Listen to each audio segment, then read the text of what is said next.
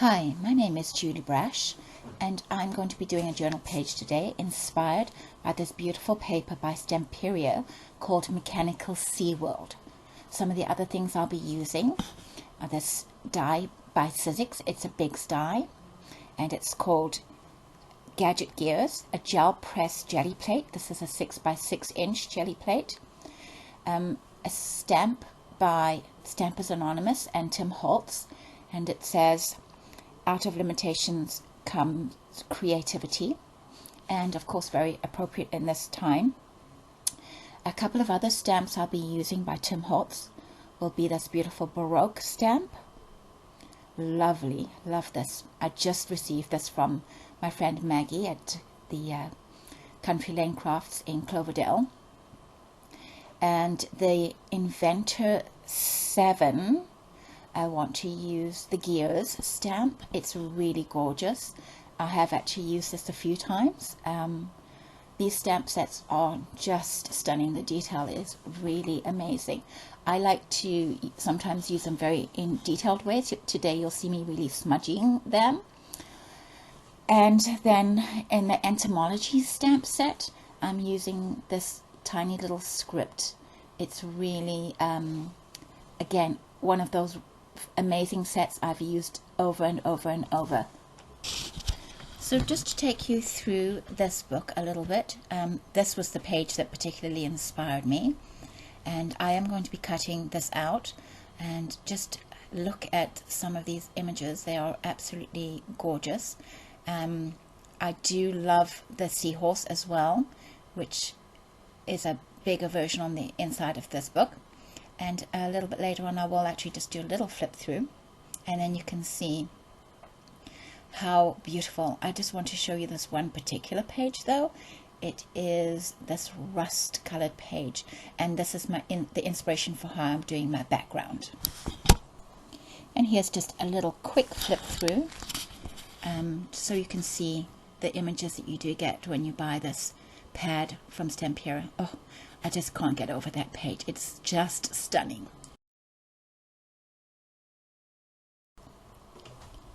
So I'm taking my jelly plate and I'm going to use my very first color, which is Shabby Chic, and it is a Distress Oxide by Tim Holtz. It's really a very soft, almost minty green color, but with a kind of gray tinge.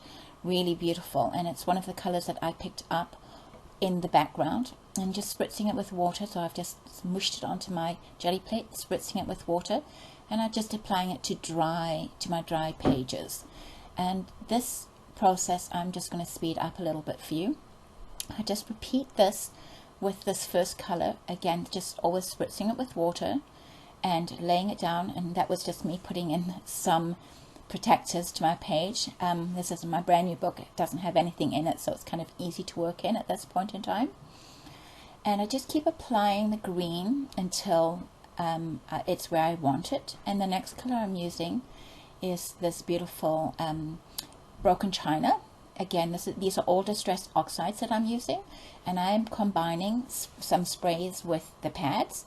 This is the pad that I'm using, but later on you will see me use the sprays. So I'm just like to apply the color just by lightly tapping it onto the page. And the great thing about the jelly plate is that you can get the color right into that fold between the two pages, which it sometimes can be difficult, and I do like to do that. And then I'm using the Marmalade. It's called Spiced Marmalade, and making sure that I've cleaned my jelly plate between each color so I'm not contaminating my pads. And this Spiced Marmalade is a really a true orange. It literally is like the color of orange marmalade. I just love it. And now I'm trying to make sure I get this pretty much evenly covered. So I've got bits of green, bits of blues, and bits of the orange showing. Then I've gone into ripe persimmon. Now this is a particularly red orange, a really beautiful color again. And I'm not using as much of this. I'm just applying it mostly where there already is orange. So I'm just intensifying some of the orange. And then one of my favorite colors is this beautiful rust called Rusty Hinge. And I'm actually going to use a lot of this Rusty Hinge because I would say that this is the main color, and the blue and the Rusty Hinge are the probably most eye-popping colors in the background that I'm wanting to do. So at this point of time, it kind of looks really crazy, but I don't worry about it at all. You will see in a little while the technique that I use to push all of this into the background. So at this point, just making sure you cover absolutely everything. So this is where I start thinking about using a spray, and this particular spray I'm using is the Vintage Photo. And the reason I'm using this spray is that it applies very differently from using the pads and the water, in that you can spray it right onto the jelly plate, and those little bubbles that it makes give you a different texture when you apply it to the page. So you can see that you kind of have those little dots and bubbles showing everywhere. So I'm just going to speed this part up again so that you don't have to watch me applying or wait for paint to dry. Those of you who don't know me, I was teaching at the Country Lane Crafts in Cloverdale for about 2 years before moving away from the Lower Mainland. I now live in Osoyoos, and I haven't had much chance to teach up here, mostly because we're doing a massive renovation, and now of course we're home for the duration of the virus. But the great thing about the virus is, you know, you may be limited in what you can or can't do. For us, we're in our 3rd week of being in self-isolation. By the time you see this video, I'll be at the end of my 3rd week of self-isolation. But it's been a great opportunity for me to get creative again and kind of get some stuff finished around the house and be able to sit down and create a video, which I've never done before. One thing I must apologize for is my camera kind of was focusing in and out, and the very next video I do, I definitely will be doing things a little differently. So here I'm adding some water.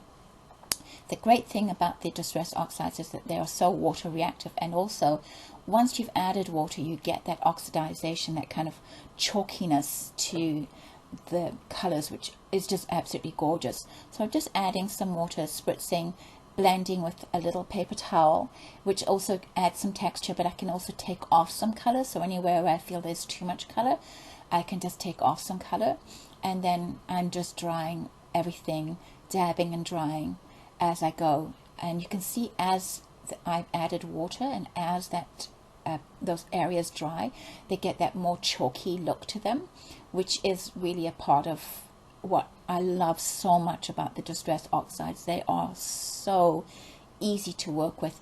They give you effects. You just have to, just like with alcohol ink, you just have to be free with them. The next color I'm putting on now is the Shabby Shutters. And again, I'm using the spray, so I'm just going in where there already was some of that green in the background, and I'm just putting more of this kind of slightly more bubbly effect with the spray back onto that, and then repeating the exact same thing again with the blue, which is called Broken China, and again just with the spray. So I haven't got a lot of different colors on here. It's the 2 oranges, the blue, the green, and the brown. But again, you know, that's pretty much the colors that I picked up on in the background that I liked so much. And you can see now when I pick this up how the mottled effect that you get and how very rusty that looks, and it's really, really pretty. You know, in real life it's definitely very, very pretty. I just love to see all those little areas, and the colors have stayed true to themselves, which is great. Now comes this technique of pushing everything into the background, and when I first do this, even I always going to go, whoa, am I crazy to take this beautiful page and do this? But you will see that this is a very effective way of creating this pushed back background. So this is just white gesso that I'm using and a scraper, and I'm scraping very thinly scraping the white across the page, which I have fully dried. And then I'm going to add water while the gesso of course is very wet, and I'm just going to scrape it more. And so I just keep I'm not putting more color on, I'm not putting more of the white on, I'm just scraping what's already on there off a little bit and spreading it out with this spatula. And this really does work well. One of the reasons being that the gesso is a water-based product, and the distress oxides are water reactive. So when you first put it on, you maybe kind of go, wow, it's really taken away all of those blended, all those little colors and splotches and whatever. But as you watch it, you will see how it actually comes through the gesso.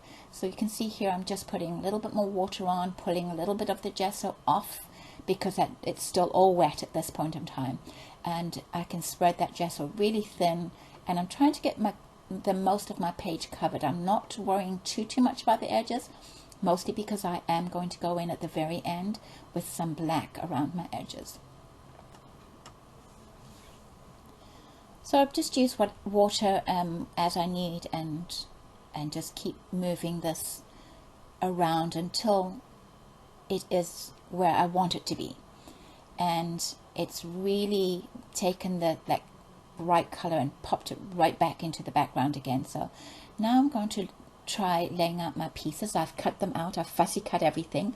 I was a little bit lenient with how I cut some of the coral, because it was so fussy and I got a little bit tired of it being too tedious.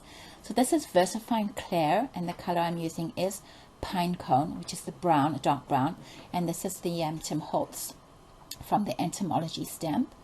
And I'm just going to now put some color into the background, some little details, and I'm stamping and also ghost stamping. So I'll stamp it one time and then I'll stamp it a second time without re-inking, and then I'm just going to splatter some of that white gesso across the whole background.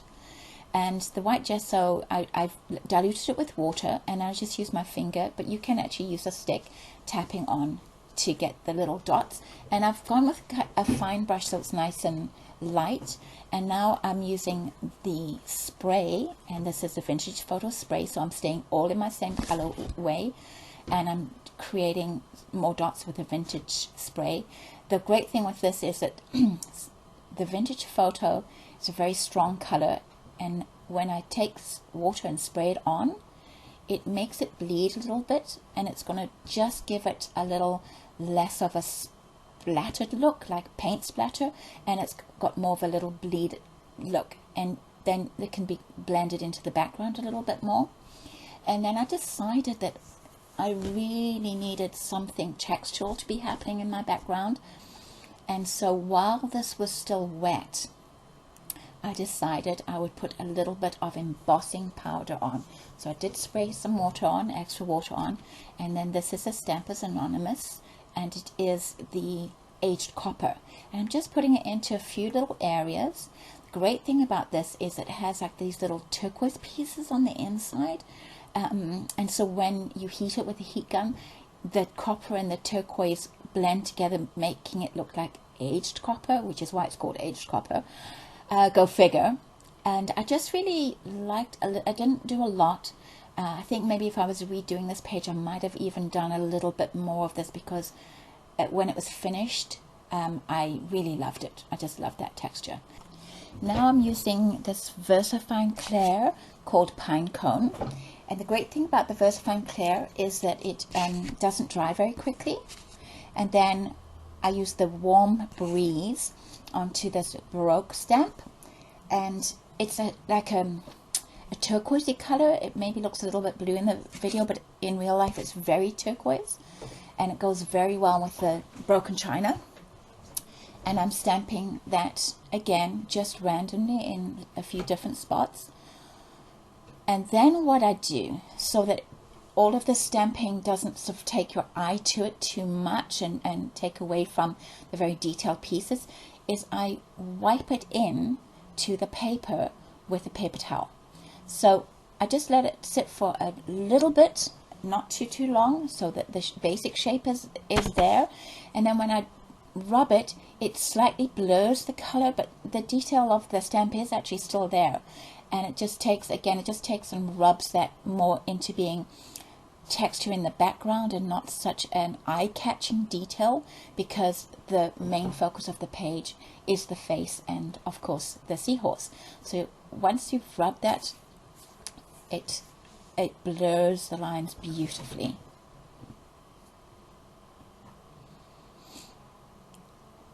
Excuse my grey-haired head popping in there, but here you can see how lovely that looks. So then I'm figuring out where I want my pieces to go, and I've cut out these pieces of the gears from the Sizzix, and I've cut some of them out of just plain brown cardstock, and it's kind of like that old coppery brown color. And so I'm going to use this Prima Alchemy wax in aged brass, and the other color that I am using is called Rich Copper. And then there's a beautiful blue one called Old Denim, and I'm just going to use the Old Denim on this 2 silver pieces that I had cut. They're cut out of silver cardstock, and this color is a very rich color, and it is, fortunately, I tried it on the back, I didn't like it, so I just kept it on the front over the metal, and I just put it in some little spots, but it just picked up on that blueness that's in the background. So I was really happy with how that came out.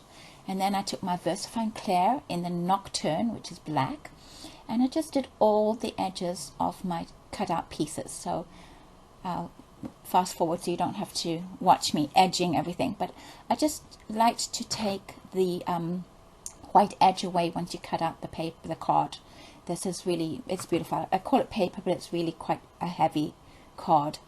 And again with the face, just, oh, oops, I had forgotten to cut a little piece out around her hairline, so I had to stop and fussy cut that again too. Anyway, so I then arranged all my pieces on the page, decided where I wanted everything, played around. I didn't have to play around too much, I kind of knew what I wanted. And I'm so sorry for my camera going in and out. I hope that you guys can tolerate it. And then I just glued all the bits and pieces down exactly where I wanted them.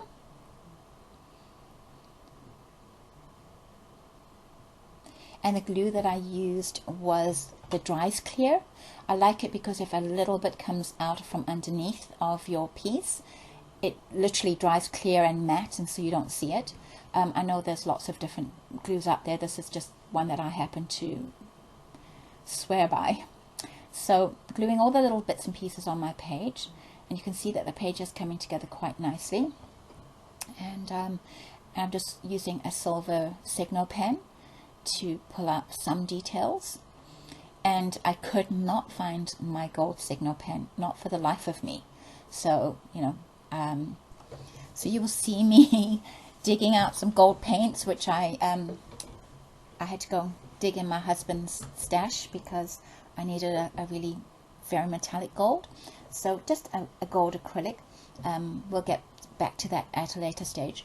I do want to apologize for the video kind of inning and outing with the focus. I don't know why it decided to do this so severely at this point in time. I just couldn't find something to focus on, I guess. I will definitely get that fixed before the next time. So now I'm just going to do some outlining to make my two main pieces pop, and I'm just using these Zig pens. They're watercolor brushes, and I'm using black and then a light gray. So you can use Tombow markers as well, but I just like to go around the actual whole edge first with black, and then I just use the gray to smudge the black a little bit more into the background so it's not a solid line. And I will fast forward everything so you don't have to sit. So that's the black. So you do not have to sit through me doing all of this outlining, which might be tedious to watch. I actually really enjoy doing it. It just, for me, pops everything out, and it's really cool. It's a cool technique. I've been using it for a long time. Everything that I do, I like to say I'm self-taught, but I have to tell you, what that means is I don't really go online and watch tutorials. Don't take that as don't watch my tutorial. But I just like to play around and experiment with things. But of course, I do look on Pinterest, and if I see something I like, I'll go, oh, I like the look of that. I wonder how it was created. And then I'll go and I'll play. I will not necessarily, I will not go and watch the video to see how it's actually done. I like to experiment. And by experimenting and playing and taking time to play, oh, you can see here the difference where there's no black outlining. It's definitely not popping out of that page. So I will go and continue on. But by playing, I've definitely found some techniques that I really, really like that I would never have discovered otherwise. So you can see the top corner there, very bland until I popped it up with some black. And here is the gold paint, ooh, that I stole from my husband's stash. And then I just wanted to add some gold. I did add quite a bit of silver detailing. And then I decided I would add some of actual metallic gold detailing, like her earring and some of the gears. So there's my grey head back in the picture again.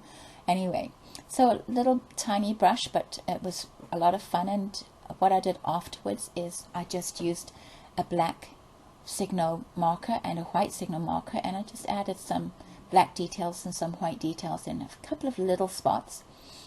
And after I did stamped the sentiment, I used the silver Signo pen to write the word creativity, so that the page just all came together. So there's three main elements on here, the two there and the little corner, and just you can see a little bit of white highlighting in there just to make it pop, and then her little gold, and I used some black around the edges wherever I just wanted something to pop up a little bit more.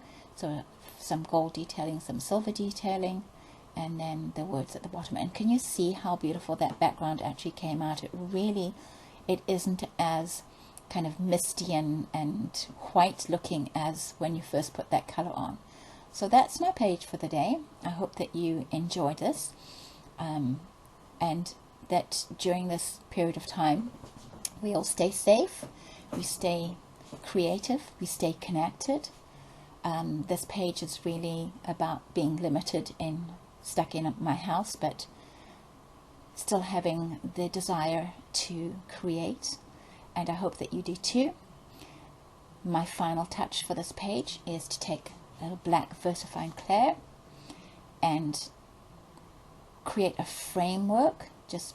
I'm just using a blending tool with a sponge and going all the way around the edge.